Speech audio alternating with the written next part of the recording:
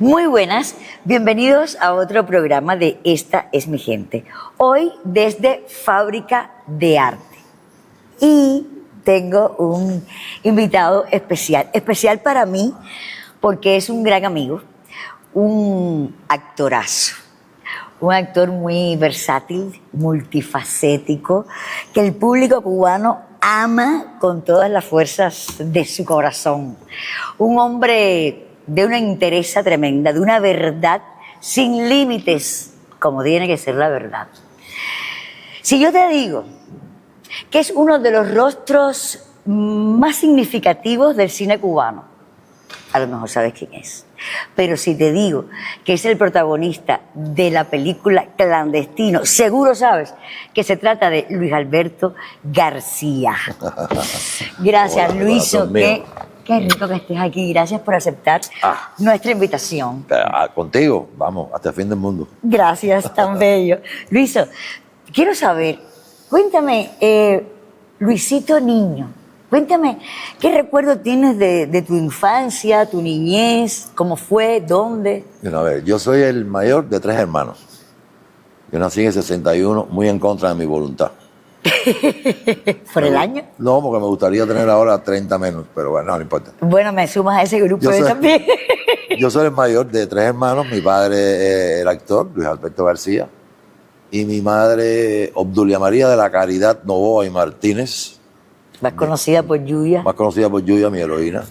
Era la que lidiaba con 3 varones. Después de mí viene Leonardo y después, más pequeños, Juan Carlos. Nací en Marta Abreu, entre 20 de Mayo y Enrique Vivendas, que antes era municipio Plaza, ahora es municipio Cerro, muy cerca del Latino. De ahí mi industrialidad. Ese es mi equipo de toda la vida. Tu equipo. Y bueno, la verdad es que cuando era niño no veía tanto a mi padre, porque mi padre estaba entonces en una fase en la que no paraba casi en la casa, entre el teatro, la televisión que hacía, las aventuras, no sé qué, no lo veía mucho, pero bueno, sabía que era actor. Lo que más yo recuerdo de cuando era niño es que desde muy temprano yo tuve claro que yo quería ser actor. ¿En serio? Sí, serio. Mis hermanos no, ni Leonardo ni Juan Carlos, pero yo sí quería ser actor y constantemente le pedía a mi papá que me llevara o al teatro, a los ensayos, o a las grabaciones. A ver, acuérdate que antes se hacía televisión en vivo. En vivo. O sea, en el estudio sí no me dejaban estar, pero se hacían filmaciones para intercalarlas, y ahí sí me gustaba ir. Sobre todo, imagínate, mi padre hizo Espartaco, por ejemplo. Imagínate. ¿Y qué edad tenías tú más o menos en ese época? ¿10 años? No, y cuidado, 7, 8, 9. Desde entonces yo le pedía a mi papá que me llevara.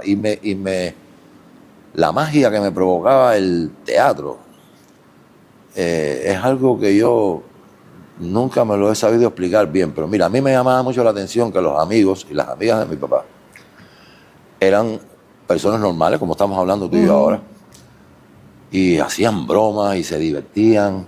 Era como una pandilla de locos y de locas, y de repente era así, ya, se transformaba en otra cosa.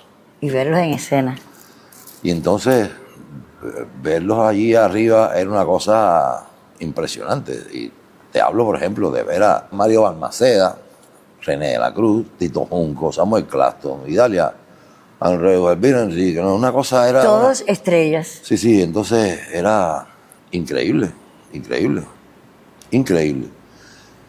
Por lo tanto, aunque cuando terminé la primaria, 6º grado en la escuela Ideario Martiano, me fui a la vocacional Lenin. Y cuando estaba en 11º grado, yo no quería escoger ninguna carrera. Yo no quería ser científico, yo quería ser actor. En la escuela no daban permiso. Yo no quería fugarme tampoco para ir a hacer las pruebas. Hubo gente que sí lo hizo. Desde la Lenin. Desde la Lenin. Sí, en aquella época no daban permiso. Yo incluso cuando dije muchas veces, quiero ser actor, me dijeron, tú quieres estudiar para payaso. Y yo dije, bueno, si ustedes piensan que ser actor es ser payaso, payaso seré. Le dije a mi papá y a mi mamá que me sacaran de la escuela, de la vocacional, justamente para poder hacer las pruebas, para Elisa. Claro. Entonces terminé el 12 grado en el pre del Cerro.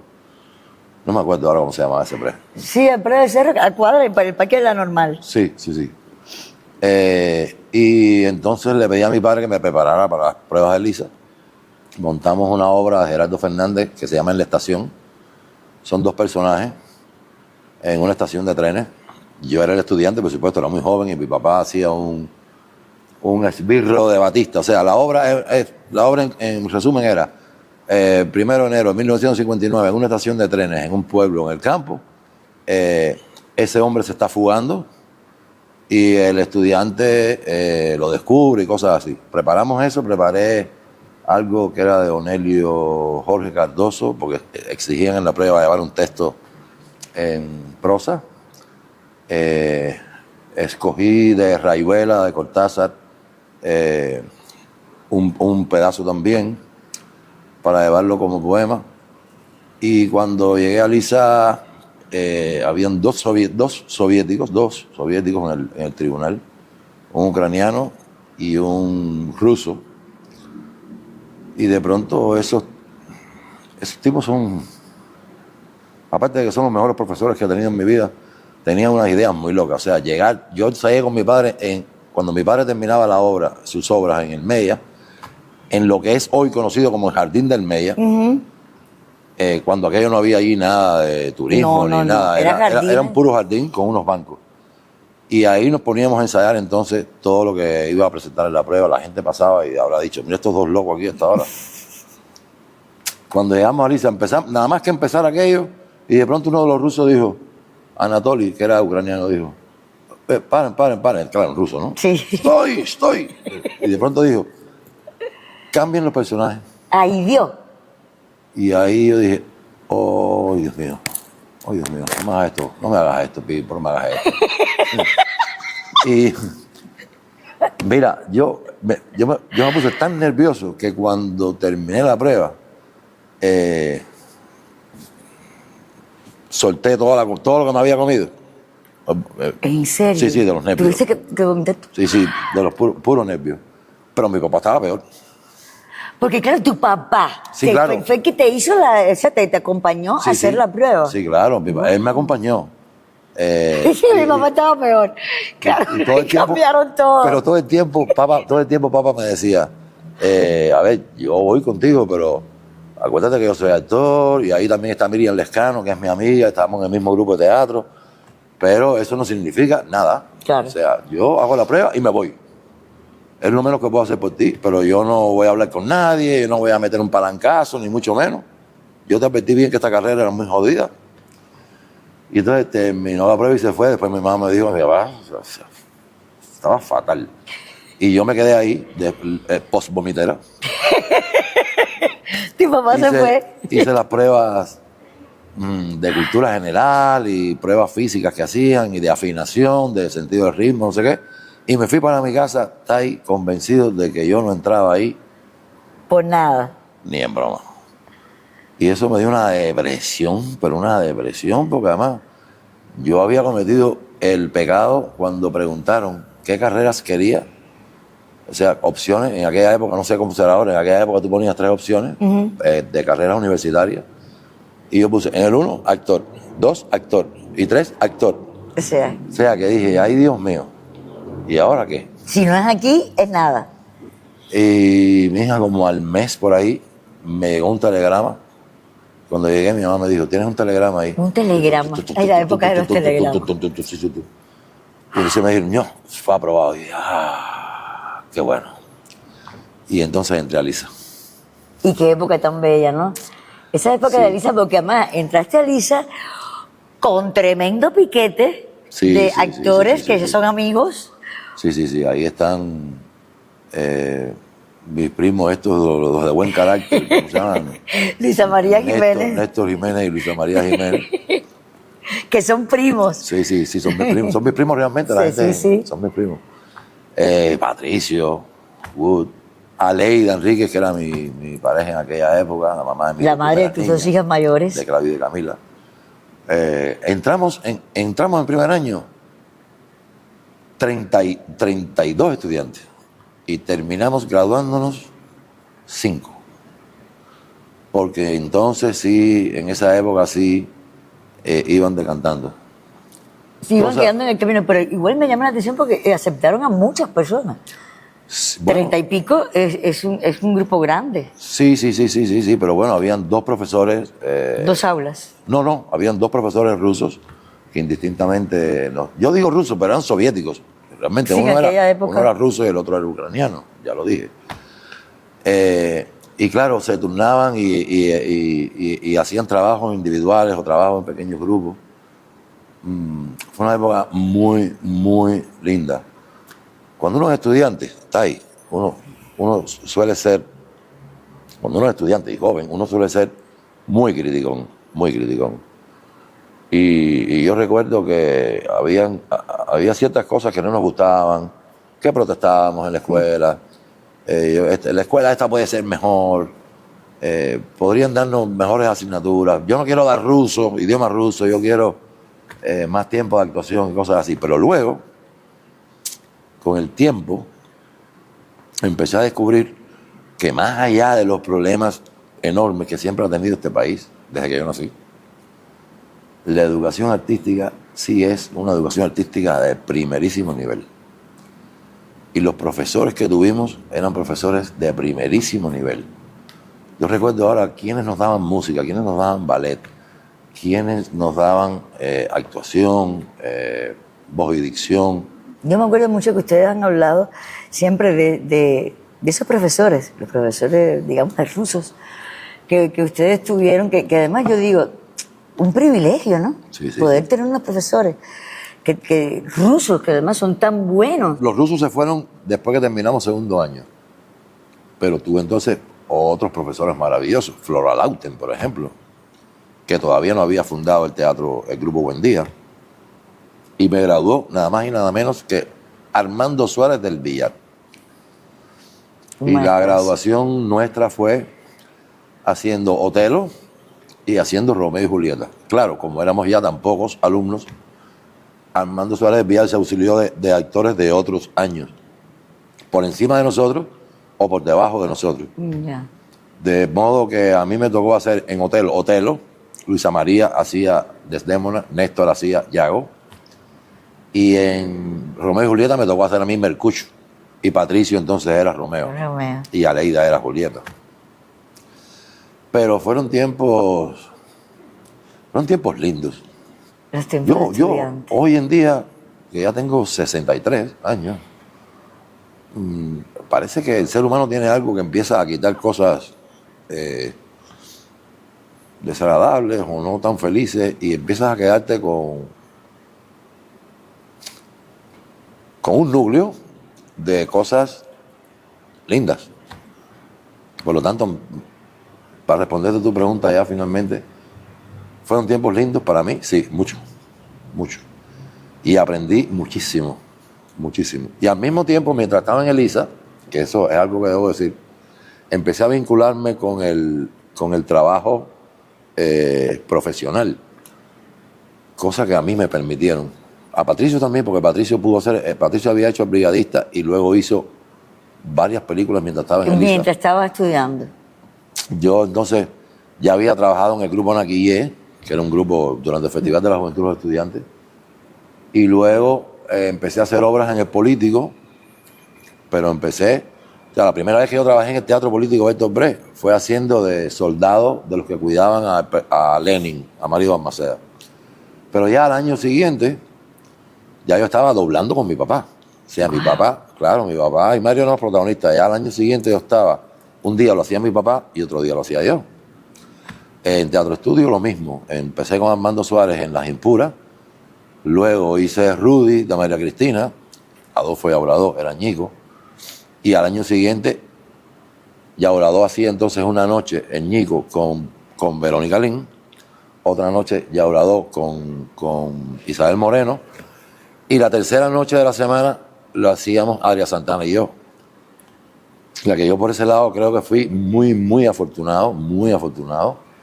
En el mismo Teatro Estudio todavía no me había graduado y empecé a ensayar el Don Juan de Zorrilla, que nunca se llegó a estrenar desafortunadamente. ¿Verdad? ¿Por qué? Por problemas que no. O sea, no era por culpa mía. La música no estuvo a tiempo, el diseño de luces tampoco, se atrasó el vestuario, pero estuvimos un año. Un año. Don Juan de Zorrilla es en verso. Sí, muy difícil. Yo no, en Elisa, en aquella época, en el plan de estudio se daba verso en el tercer año y tuvimos problemas de cambio de profesores. Te conté que los soviéticos se habían ido y era como una asignatura que yo tenía floja.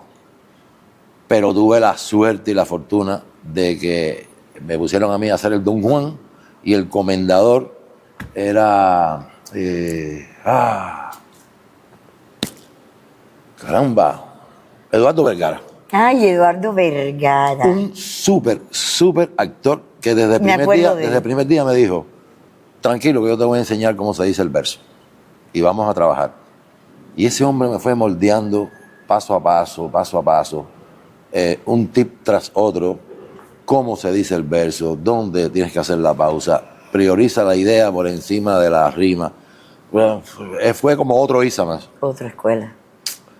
Entonces, toda esa época para mí está llena de todo eso que te cuento. De aprendizaje. De aprendizaje y además tenía una capacidad de trabajo. Yo siempre he sido un workaholic, yo siempre he trabajado muchísimo, pero ahora digo, madre mía, como yo podía en un día ensayar por la mañana en Teatro Estudio, luego en la tarde hacer el programa de Ramón. Ay, Luego- el programa de Ramón que Luego me filmar encantaba. con Juanito Vilar o con Moya, Algo Más que Soñar. Y luego en la noche tener funciones. Qué fuerte. Sí, ahora mismo yo hago eso y voy directo para terapia, Te entiendo. pero con, Pero hay tiempo para todo. pero O sea, con todos 20 y los pico- con tiempos 20 y pico son... de años era... Te comes el mundo. Claro, fue una época linda. ¿Qué fue lo primero que llegó así que te catapultó a la fama, que la gente empezó a reconocerte? ¿Fue con Juan Vilar? Lo primero fue con Juanito Vilar, sí. Yo me había presentado a los castings de Pasos hacia la montaña y del Tiempo joven no muere y me poncharon. Me poncharon. Y luego, cuando él fue a hacer Los muchachos de la acera del Louvre, Ah, sí. él fue a Tato Estudio buscando a un actor y Raquel Revuelta le dijo, mira tú si yo tengo suerte, le digo, ven a ver la función de Santa Camila para que veas un muchacho que hay ahí. Y él me vio, al otro día me llamó y me dijo, ya, tú eres el protagonista de la serie El Louvre, sin hacerme casting ni nada. Ya por O sea, lo que las vi. 2 veces anteriores lo había ponchado y de pronto ya me ponía de protagonista. Fue eso. Luego, gracias, ya yo estaba preparándome para Algo Más que Soñar. Sabes que Eduardo Moya hacía una especie de escuela que duraba meses hasta que decidía quiénes eran los actores que él iba a escoger. Sí, era un proceso. Era otra Proceso época, largo, sí. porque ahora mismo eso no se puede No, hacer. ahora El mismo tiempo no lo no hay permite. plata ni nada para eso. Entonces, Moya me dijo, ¿tú te vas a ir a hacer la novela de Juan Vilar? Juan Vilar y Moya eran muy amigos. Muy amigo, me Hermanos, consta. hermanos Me toda la vida. consta. Y me dijo, tú sabes que puedes perderte la oportunidad de hacer Algo Más que Soñar, ¿no? Le dije, sí, pero es que yo no tengo la seguridad de que voy a hacer Algo Más que Soñar y Juanito Vilar me está proponiendo hacer un protagonista. Moya era, allá tú. Entonces me fui, lo hice y después cuando empezaron a salir ya los capítulos al aire, Eduardo Moya me dijo, ok, pasaste la prueba, vamos, ven para acá. Y entonces casi pegado, yo hice hacer el Louvre y automáticamente Algo Más que Soñar. Algo Más que Soñar. Yo no sabía que estaban tan pegados. Te juro que pensé que Sí, primero sí. era lo de Juanito y después venía... Sí, estaban pegados. Algo Más que Soñar, indudablemente, fue un antes y un después en todo, en tu carrera, tu proyección con el público. Te amaron a todos Sí. los muchachos que trabajaban ahí, a todos. Sí, en su momento fue una serie muy vista de esas que paralizaban casi al país. Es una manera de decir, tampoco es que paralizábamos al país. Sí, pero paralizado de todo el mundo, porque cuando aquello no había internet. O sea, no, No. tienes el lujo de decir, bueno, lo veo por YouTube y ya mañana lo cojo. No, No, no. tenía que No, estar ahí. durante esos 9 sábados la gente siguió todas las peripecias de la serie. Serie que hoy en día la veo con mucho cariño, me doy cuenta que ha envejecido como es lógico. Claro. Era otro estilo, era otra manera de hacer, incluso hasta otra manera de reflejar la historia, pero sigue teniendo para mí muy grandes valores.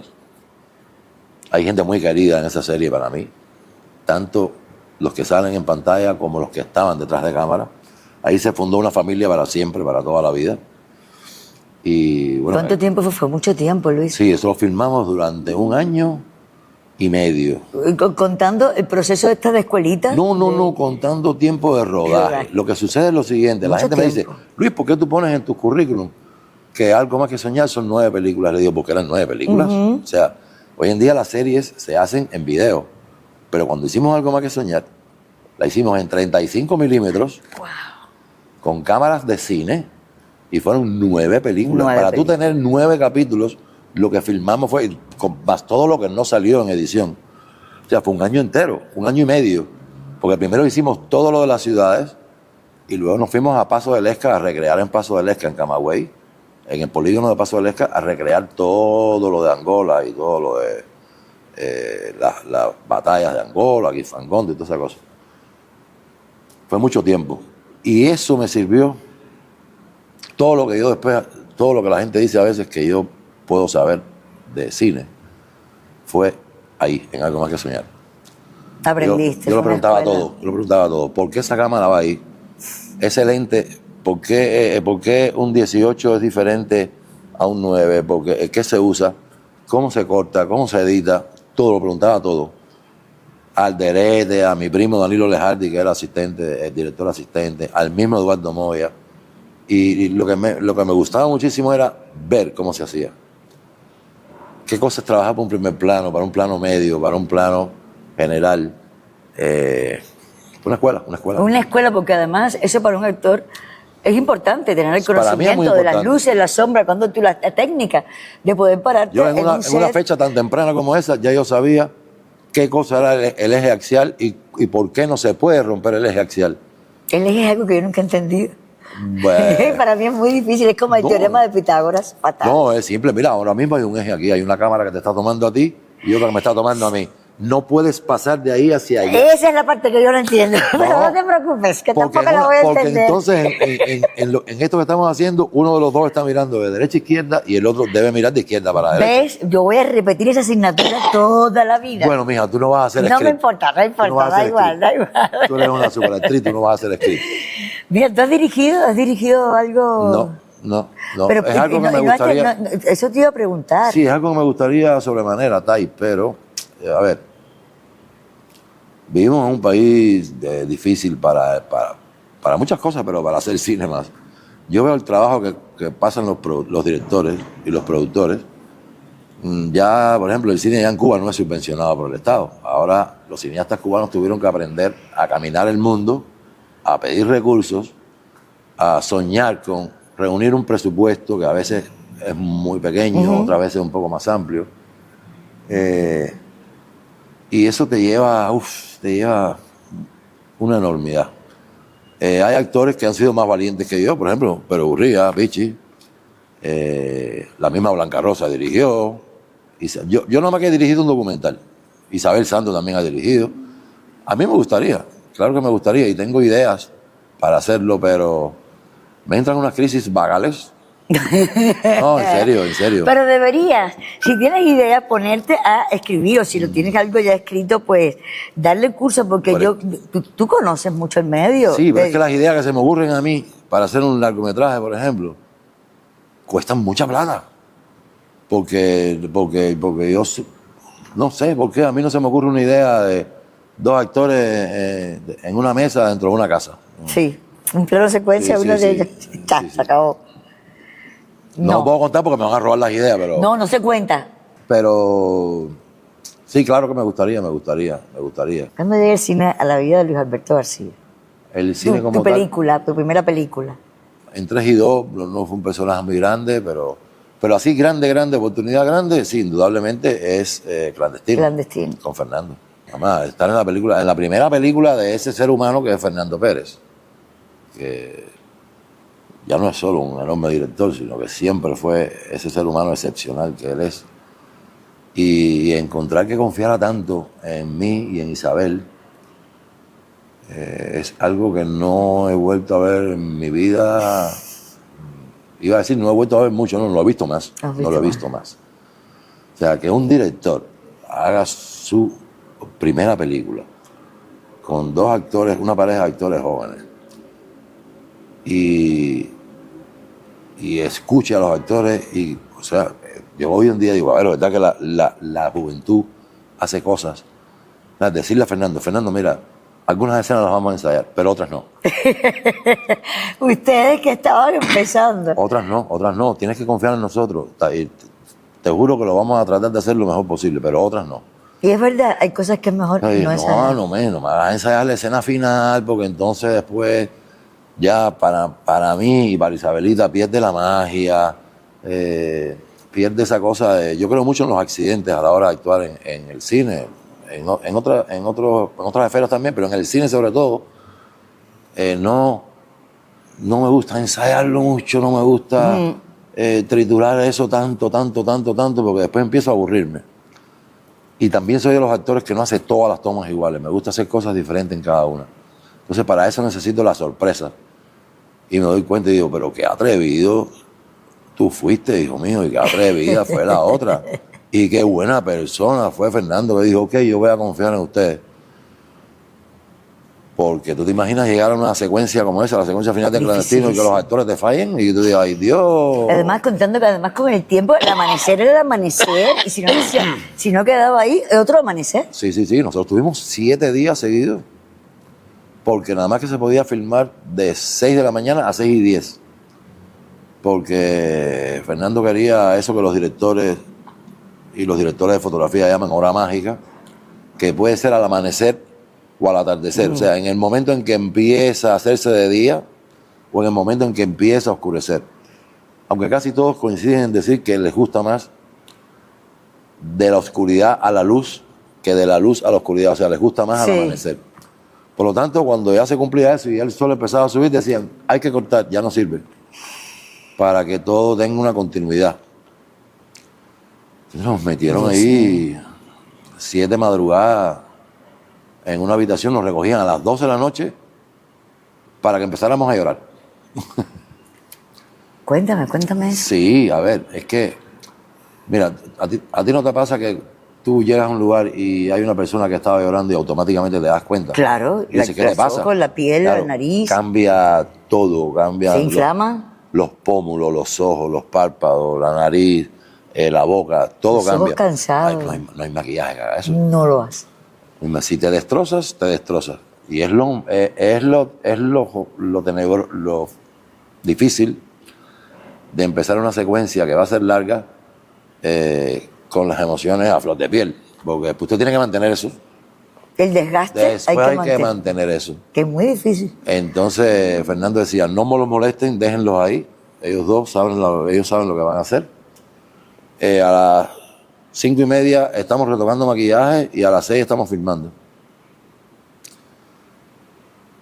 Ay, qué locura. Y a las 6 estamos filmando y apúrate que entra más luz que la que necesito. Locura, pero locura bonita. Ya después ya seguía haciendo más cosas. El rostro, uno de los rostros del cine cubano. Tú no has parado de hacer películas, No, Luiso. No, parado. Incluso a mí me llama mucho la atención porque tú siempre has sido una persona que has apoyado a los jóvenes, a los no tan jóvenes, pero que empiezan igual en el mundo del cine. Tú lo mismo estás en una superproducción que en una producción de, digamos, de bajo presupuesto o de gente que comienza, pero tú estás ahí apoyando siempre que, obvio, sea un buen proyecto y algo que te mueva. Pero es curioso, o sea, me llama la atención esa generosidad, esa bondad, ese amor tuyo por el cine y por ayudar a los jóvenes también. Pero es que cuando tú y yo empezamos también hubo mucha gente que nos ayudó. Es verdad. Y yo no soy creyente, incluso, no lo hago por algo de religión. Es como una deuda. Es una deuda que a mí me nace pagar. O sea, cuando viene un muchacho de esto, de La Fanca o de San Antonio, cubano sobre todo, dice, ay, sí, para mí, ay, si yo pudiera trabajar con usted, pero mire, a ver, enséñame qué es lo que quieres hacer. Dame lo que tú quieres hacer. Y si me enamora con eso, pues lo hago. Y lo hago con un gusto inmenso, ¿sabes? De verdad, en serio, que lo hago con un gusto inmenso. Y no es por hacer currículum, no es por acumular películas, es porque realmente me interesó lo que el muchacho quería decir. Luego viene un productor ya de otro tipo de cine, no de cine indigente, sino del cine pobre, y después del cine pobre viene el cine indigente. De eso Y he el hecho cine y el cantidad. verdadero cine. Sí, sí, yo de ese he hecho cantidad. Del cine indigente. Sí, sí, pero el cine indigente suele dar cosas a veces Sí, sí, impresionantemente sí, buenas. claro. Porque la Pero falta de dinero no siempre va luego vienen acompañada. otros productores y te dicen, chico, pero ven acá, pero ¿por qué no te gusta lo que te voy a pagar en esta película si tú has hecho en este año 4 y 5 cosas gratis? Digo, porque las películas que hice gratis se las ganaron esos directores, ¿sabes? Claro. Yo siempre he tenido películas que hago por dinero, otras que hago porque me gustan, aunque no haya dinero, y otras que no hago por ningún dinero del mundo. A mí o me enamoras o no me enamoras. O no me enamoras. Es simple. Pero sí, he trabajado cantidad. Entre Mayito Guerra y yo tenemos una competencia a ver quién ha hecho más, Más cine independiente. más cine independiente. Más cine independiente. E indigente. No, lo indigente no es un tema, No es monetario. no es un término despectivo. Es que a mí me da risa cuando Humberto, Sí, sí, sí. Solás inventó y se mantiene hoy. acuñó el término de cine pobre, porque es un cine con bajo presupuesto, sin muchos recursos, no sé qué. Luego cuando viene aquí y te dice, oye, tenemos que hacer esta película a pulmón, aquí no va, aquí a lo mejor te puedo brindar un café un día, pero no hay ni este peso. Entonces yo, Ya. fastidiando, digo, Baja al nivel de la pobreza. Vamos, que esto ya esto no es cine pobre, esto es cine indigente, pero vamos a meterle mano. Y vamos a hacerlo con toda la bomba posible y para que esto te quede bien, mijo o mija. Ahora mismo tengo un guión que me mandó un muchacho.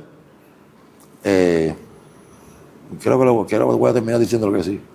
Bueno, ya de alguna manera estás comprometiendo aquí ya en decirle que sí. No he dicho cuál es la historia, pero creo que voy a terminar diciéndole que sí porque es interesante. ¿Qué te gustaría, qué película te gustaría hacer que no te ha llegado la oportunidad de hacer que tú anhelas? No sé, a lo mejor un superhéroe, no sé. ¿Un qué? Ya superhéroe eres tú. No, Tú eres no, un no. superhéroe de la vida real. O para mí, No, mira, yo quiero- para mí tú eres un superhéroe de la vida real, te hablo en serio. Oye, ¿para qué? Por tus convicciones, No por me el digas ser eso, que mi tú amor. eres, te hablo en serio. Mira, a ver, sería más fácil si empezara a decirte películas que ya han sido hechas por otros actores, pero... Bueno, No, está bien.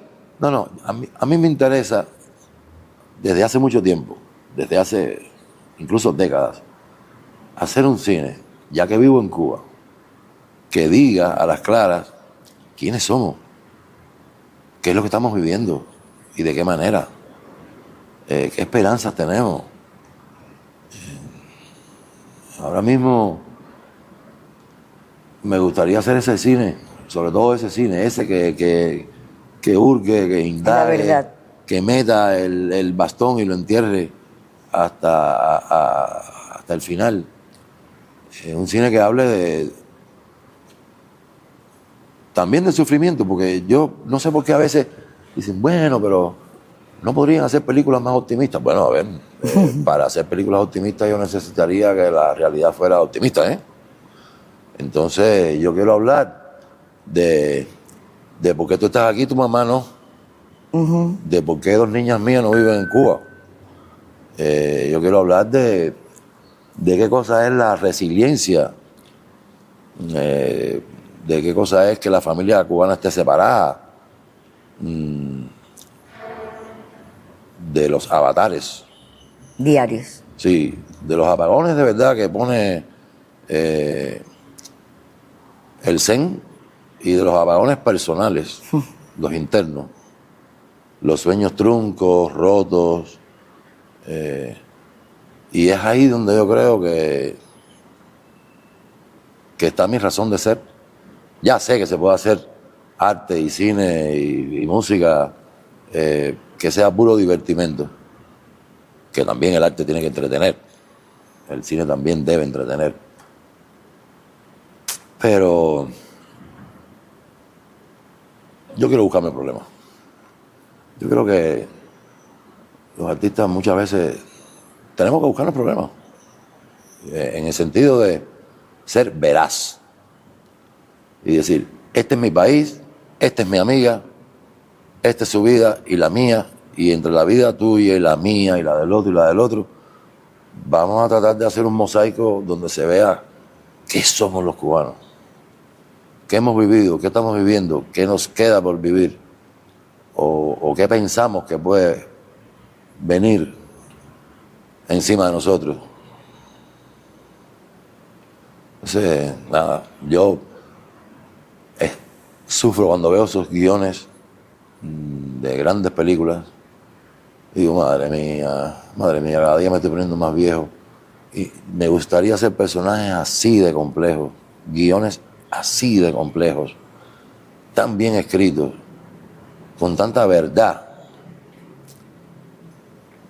Pero bueno, también me doy cuenta que vivimos en un país subdesarrollado.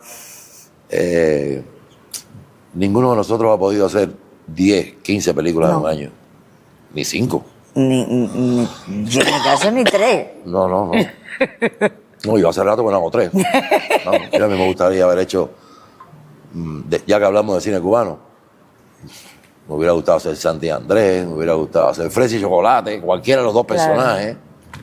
Guión tan bien escrito, qué cosa tan bien dirigida, qué cosa tan bien actuada. ¿Sabes? Un buen guión, siempre tú dices, yo quiero estar ahí, que me hubiera gustado o quisiera. Ese personaje final de Mirabai en El hombre de Maicinicú. O sea, son cosas así, oportunidades que se te presentan. Y entonces nada, lo que sí me digo es, déjame seguirme preparando. Porque el día que me llegue una oportunidad así, lo que tengo es que estar preparado. Claro. Y no cruzarme de brazos. Y tampoco sentarme a esperar a que caiga el maná del cielo. Eso nunca. No. Eso nunca. Yo siempre creo que uno tiene que estar haciendo y haciendo. Y en el diario de la vida, los avatares. Y si revisas mis redes, verás que yo en los últimos años me he propuesto decirle a la gente que empieza, actrices y actores, cuando me gusta mucho lo que están haciendo, oye, como me gusta lo que estás haciendo. Qué bonito, Luisa, porque eso se ha perdido. No, pero es que es necesario decirle a alguien que empieza, niña, qué buena actriz tú eres, qué buen trabajo estás haciendo, pero además lo estás haciendo así, y me doy cuenta que estás haciendo esto. Muchacho, qué bien, me encanta lo que haces, sigue por ahí. Mira, conmigo lo hicieron, entonces, esa es una manera de apoyar a la gente que viene, porque yo estoy convencido que van a venir mejores actores y mejores actrices que nosotros. Es que así tiene que ser, claro, o sea, se supone que todo vaya en progreso y evolucionando. Entonces... Yo sí te he leído mucho que tú en las redes haces público esto de elogiar un trabajo y, como tú dices, desmenuzas el trabajo explicando el por qué te parece. Y no solo felicitas, sino que hablas del trabajo actoral. Y a veces digo, bueno, antes, cuando yo empecé, había crítica especializada. Exacto. Hoy en día eso no existe. Uno esperaba, ¿te acuerdas? Claro, uno esperaba en los periódicos. Uno esperaba ver qué dicen de la película, qué dicen de la serie, qué dicen de la telenovela. Los compañeros de trabajo nos llamábamos porque cuando terminaba un programa decían, oye, felicidades. En mi casa me acuerdo que recibíamos llamadas, vivíamos todos, y recibíamos llamadas cuando había un buen trabajo. Claro, ahora a veces veo muchos memes, pero poca seriedad. Exactamente. Y la gente que está empezando no necesita elogios, necesita saber si lo que está haciendo está bien o no, si van por buen camino o no, ¿sabes? Claro. Sobre todo porque uno trabaja para los demás, aunque obviamente para uno es un beneplácito, es un gran placer hacer la carrera de uno, actuar, pero en realidad es para el disfrute de otros. Claro. Y entonces que los otros también les guste lo que el actor haya hecho o la actriz. Y además hay algo que yo siempre le he dicho a los intérpretes, incluso a los músicos. Tú sabes que tenemos muchos amigos músicos, nosotros tenemos una cofradía. Si yo soy actor, yo creo que tengo la obligación de ver lo que hacen otros. Es verdad. Y lo que hacen otras, porque yo no soy un actor de hacer monólogos. No siempre, casi no hago soliloquios. O sea, yo trabajo con otras personas. Te voy diciendo, no, pero qué bien está este muchacho, qué bien está este otro. Y los vi muchachos buenísimos y muchachas buenísimas en Calendario. Y en la serie de Elena Palacios ahora, y en la otra serie, y en Lucha contra Bandidos. Yo sí lo veo. Y hay cosas notables. Pero además no solo con los jóvenes. Ya me encanta ver a Doime desdoblándose, haciendo lo mismo humor que haciendo un drama. Sí. Sí. Haciendo televisión, cine, teatro. Grandes actores y actrices que hay en Cuba que no siempre le dan lo que se merecen. Yo voy a filmar ahora una película con de Verónica Lin hace mi mamá y ay, por Dios. Por favor, la Dios tuve santo. invitada también a Vero con 94 También. años. No, pero Es una maestra, una lucidez. Para mí es Mamushka. Es- Hace una rusa en la película, yo soy su hijo en la película. Yo soy hijo de ella y de Mario Limonte en la película, que falleció lamentablemente, sin ver la película. Qué lujo Pero- lo hizo. Mi hija, tener a Verónica Lin así a Qué esta bonito. distancia, y uno dice, ay chica, cuando yo sea grande yo quiero ser como tú. ¿Qué cosa es esto por tu madre? Con qué alegría de vivir, con qué entrega, con qué lucidez. Una maestraza. Eres un melómano empedernido, eso me consta. Sí. Me consta. Esa es una de las facetas. ¿Cuándo llegó eso a tu vida desde siempre? Déjenme contarles que cuando existían los cassettes, los discos, Luisito me quemaba unos discos para que yo los pusiera en el carro con la música que a mí me gustaba, pero Luisito se sabe todas las canciones.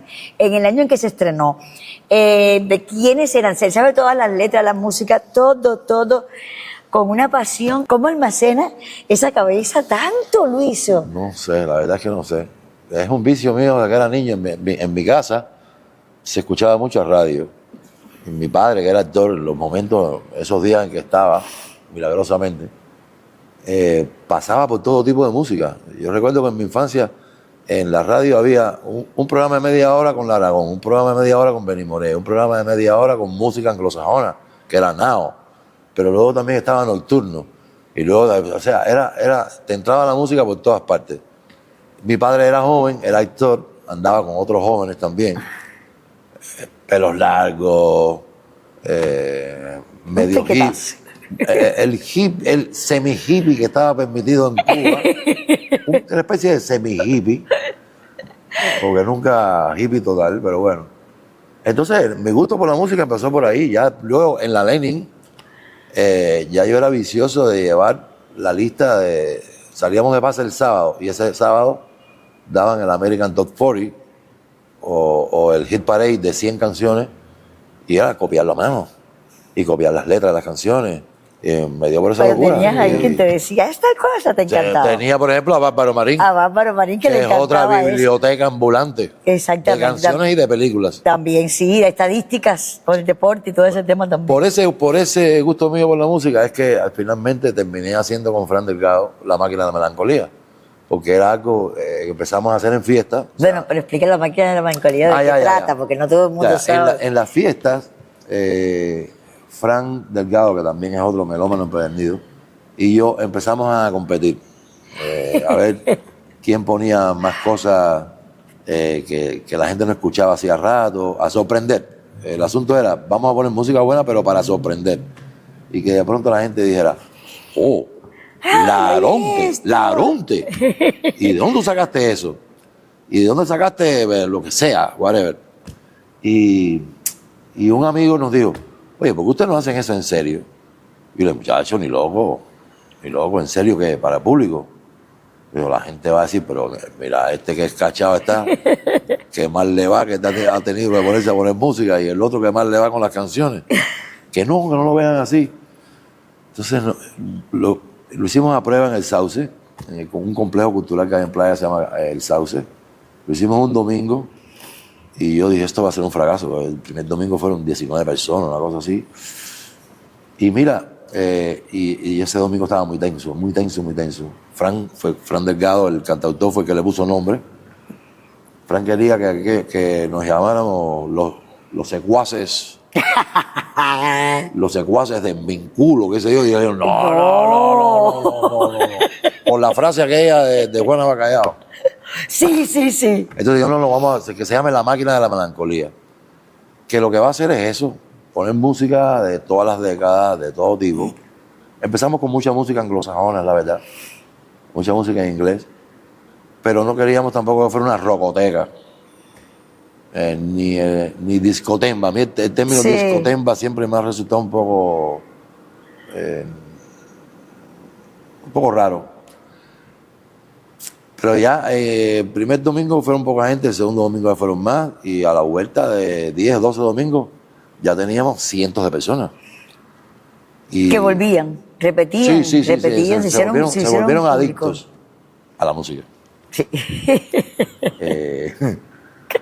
Incluso el récord en el Sauce lo tenemos nosotros. Nosotros 2 domingos metimos más gente en el Sauce, Frank y yo solo, que Bam Bam. O sea, ¿En nosotros llegamos a tener serio? un domingo de 1.309 personas que provocó que los bomberos dijeran, no, aquí hay que cortar la afluencia de público. La capacidad. Porque un día puede ocurrir un accidente y tienen que haber vías de acceso y de salida y no sé qué, así que tienen que bajar la cantidad de público. Hoy en día ya no están así, ya hay mucha gente que no está en Cuba, de los asiduos. Yo les digo, yo les llamo mis feligreses. Sí, porque van como a misa los domingos. Hay muchos que repiten. Hay muchos que ya no están, otros que por la situación económica tan difícil, terrible que está pasando el país ahora, ya no pueden ir todos. El transporte, porque es lejos, claro. Sí, no, es que eso y no es ir, es el regreso. No, eso es todo un paquete, ¿eh? Eso es transporte para llegar, cover, la calidad del cover, consumir, y luego a la salida los precios de transporte Impagable. te encienden más todavía. Sí. Vamos a estar aquí, no en la cola del pan. Pero seguimos haciéndolo. Entonces se llama La Máquina de la Melancolía, la hacemos todos los domingos de 5 a 10 de la noche. Antes era más tiempo, pero los lunes son días de trabajo y los vecinos pusieron el grito en el cielo. Y entonces ya no podemos alargar hasta las 11 o hasta las 12 o hasta la 1 de la mañana, es de 5 a 10. Y ahí estamos manteniendo una pica en Flandes en medio de ¿Cuántos años? de toda la música. Ya llevamos 15 años. 15, Luisito. Yo pensé que eran como, me iba a decir como 10, 8. No, ya llevamos 15 años. 15 años, increíble. 15 años. Y además cada domingo. Sí. Y pasé de aquella vergüenza inicial a que se convierta en un puro vicio, de manera que cuando hemos tenido que suspender algún domingo por inclemencia del tiempo o porque salí a hacer una cosa fuera de Cuba o algo así, me siento Te sientes incómodo. Con ganas de regresar. Me siento incómodo. Con ganas de volver a hacer tu... Sí, porque ya me envicié con poner música y ver las reacciones de la gente y que bailen. Siempre te ha gustado Y eso. que gocen. Y miras la cara de los otros. Y que gocen. Cómo reaccionan, porque a veces pone... A mí, por ejemplo, me ponía ese rat que sabes que yo Sí, muero. claro. Y a ti solito me estaban esperando diciendo, dime, ¿qué te parece? Sí. Luiso, tienes 4 mujeres por hija. O 4. sea, la vida te dio 4 mujeres. Y 2 nietas. Y 2 nietas, te persigue. No, Claudia. Te has quedado de macho alfa real. Claudia, mira. Claudia, Camila, Vida y Viola. Y las nietas son Andrea y Aitana. Hembras, puras hembras. Puras hembras. Pero de ahí a macho alfa, forget it. Bueno, pues lo eres, al menos por un cartelito. Con cartelito lo eres. El mangoneado. Digamos así. Tienes a tu novia, tu esposa, tu mujer, tu compañera de vida, Damie Diatri, que es una gran directora de fotografía, camarógrafa, muy querida y muy talentosa. Sí, la verdad que sí. Que es la madre de tus 2 hijas menores. Sí. Tienen una vida, tienen un matrimonio ya de tiempo. Sí, ya, bueno, Vida tiene 14, va a cumplir 15, sí, 16 años creo. Tienen una familia muy linda. Damie es una muchacha de mucho talento, la verdad, mucho talento, estudió duro, se sobrepuso a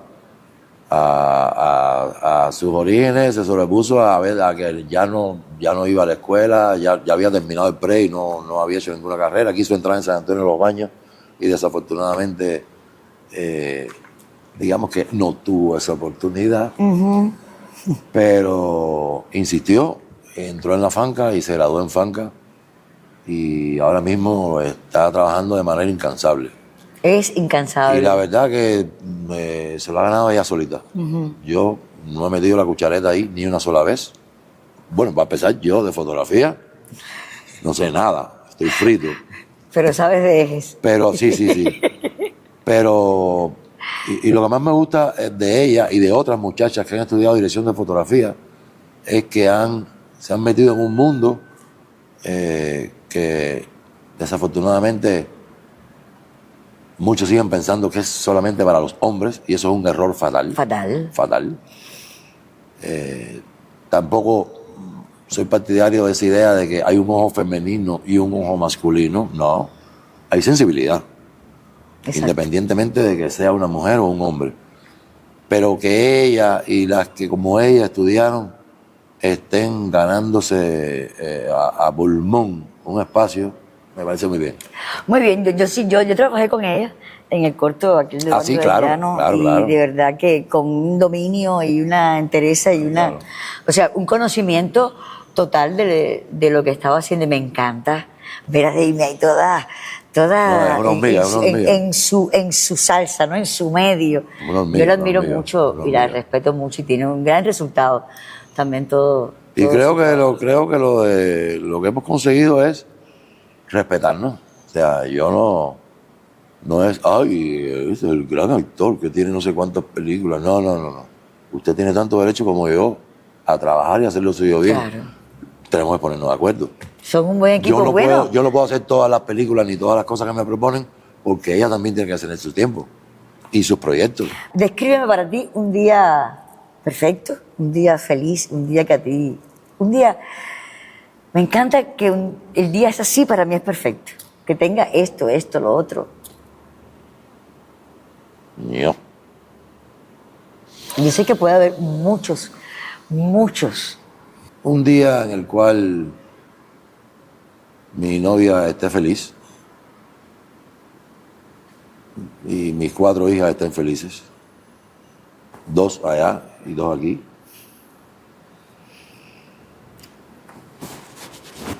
Un día en que nos riamos, ¿sabes? La felicidad no es eterna, Tai, tú sabes. Es por momentos. Pero si consigues tener un día en el cual hay armonía y hay amor y hay buena vibra, pues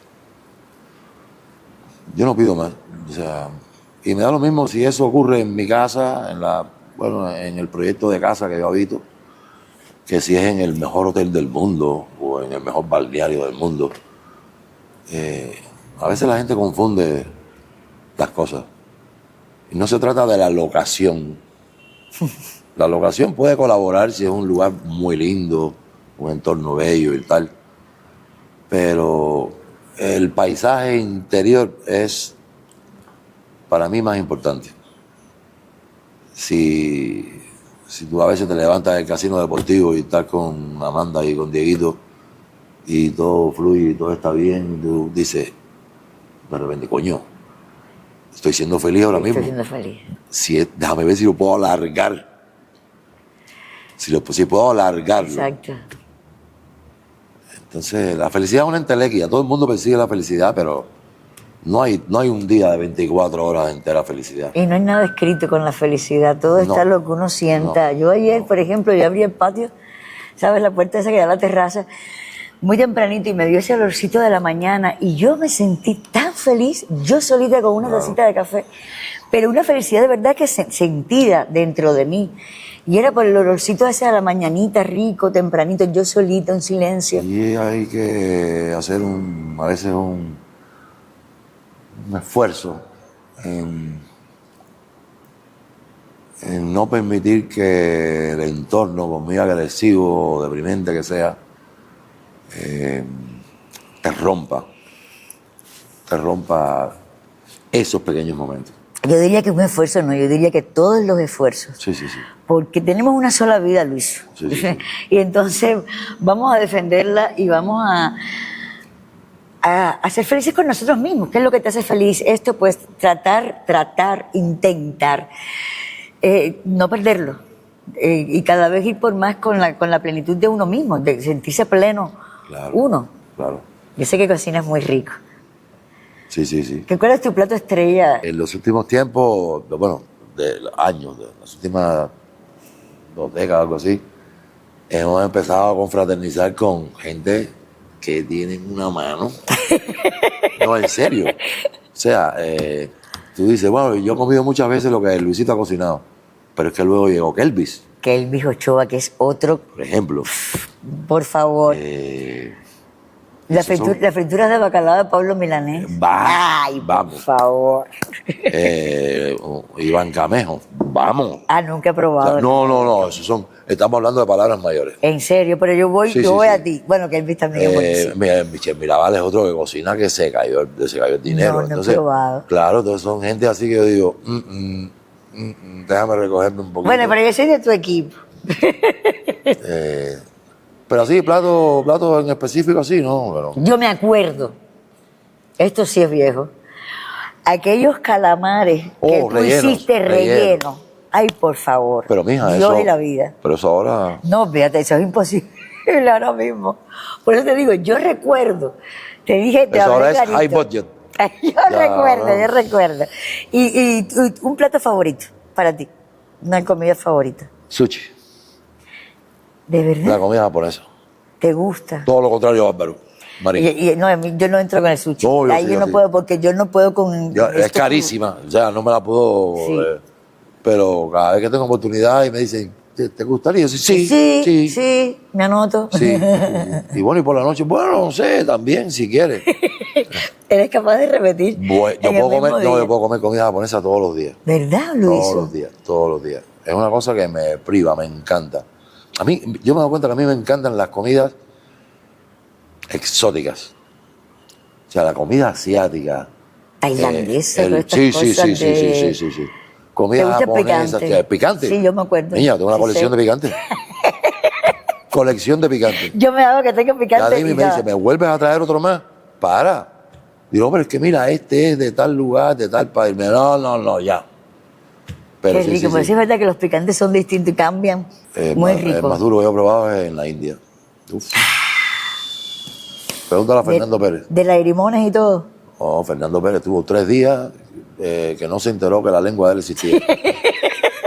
3 días, en serio. Yo le hacía señas en una recepción y vi a Fernando coger un mulito de pollo.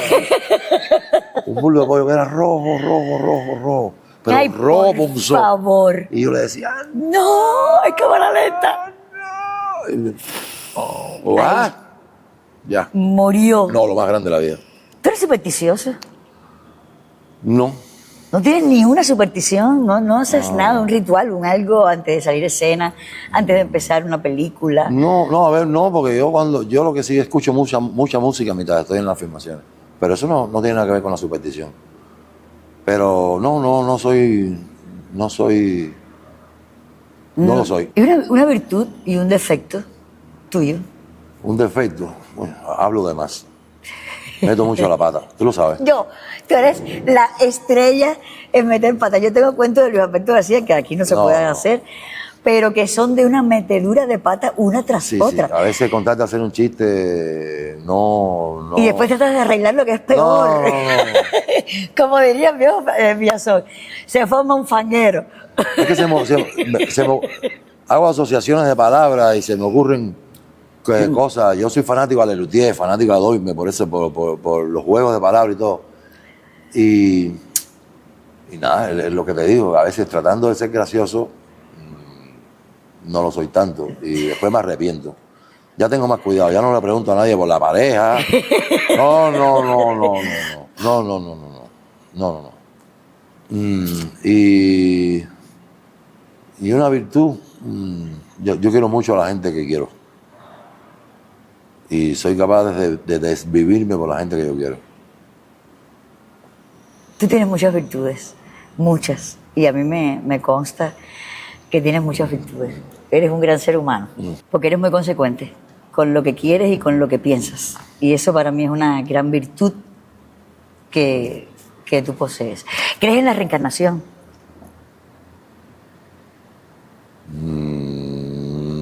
No, pero contra, si pudiera ser Robert De Niro. Tú eres un Robert De Niro, hijo. No, Sí chica, lo eres. estamos hablando de palabras mayores. Sí lo eres, sí lo eres. No. No crees. Pero si te tocara reencarnar, digamos, en un animal, ¿cuál escogerías?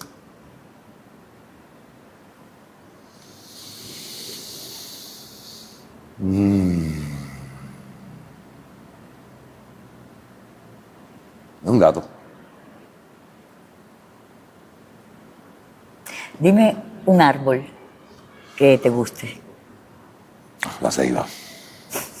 Como sabes cuánta gente me dice la ceiba. La ceiba está ganando por mayoría. Vivimos aquí en este coso, tú sabes. Me le moté un bolote. Sí. Es que la ceiba es un gran... Y es un símbolo de cubanía. Para mí es un símbolo de cubanía total. Sí. Una flor Una orquídea.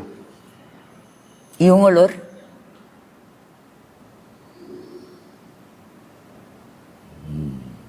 No, es tan buena la pregunta esa, da duro eso. Un olor. De mis niñas cuando eran bebés. Ay, qué lindo. Qué lindo. Hoy le hice la entrevista a Laurita de la US y me decía el olor de mi hija. Mira qué casualidad. Yo hacía rato que no veía, bueno, yo no conocía a mi nieta menor. Pero bueno, no tenía visa, no la podía ver. Y cuando por fin pude visitar a Claudia, que cargué a Itana, lo primero que hice fue olerla, porque tú dices, es sangre de mi sangre. Qué lindo. Qué lindo. Y los olores, a mí por lo menos me llevan a recuerdos. Yo soy muy de memoria de olores. Y a mí me transportan ciertos olores. Ah, sí. No, pero yo me huelo un perfume y digo, ese es el de Daisy Granado. Que además ha sido fiel, lo ha mantenido toda su vida. Toda su vida tan bella, Daisy, yo la amo. Sí. Luiso, un lugar de La Habana. El malecón. Yo creo que el malecón es el arete de esta ciudad. O sea, el malecón, La Habana sin el malecón no sería La Habana. Y eso que podría ser 100.000 veces más lindo. Ese mismo malecón que está ahí. Siempre te quiero agradecer porque siempre estás cuando te llamo y eso es para mí. Yo te quiero mucho, nos queremos mucho y lo sabemos los dos. Cuando llegue el momento final uno nace y muere y cuando ya no estemos en el plano terrenal, ¿qué te gustaría que apareciera en tu lápida? No se rebajó. No se rebajó. Gracias. Gracias por estar, por ser tú siempre, por esa entereza que te caracteriza, por tu arte, por tu vida. Gracias por mí y por todos los que te admiramos. Ya ustedes saben, yo soy Tania Alvariño, él es Luis Alberto García y esta es mi gente.